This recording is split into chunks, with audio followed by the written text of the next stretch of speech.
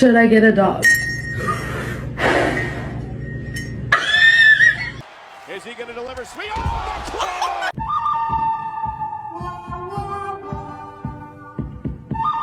You don't have to be scared of the kitty. Come on. It's okay. It's just a kitty. See? It's okay.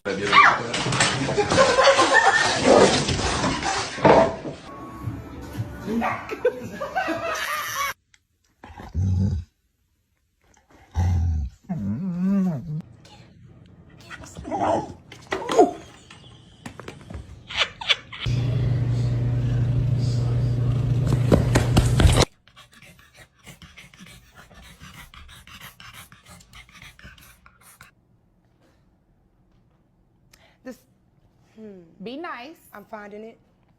Rosie, do not hit that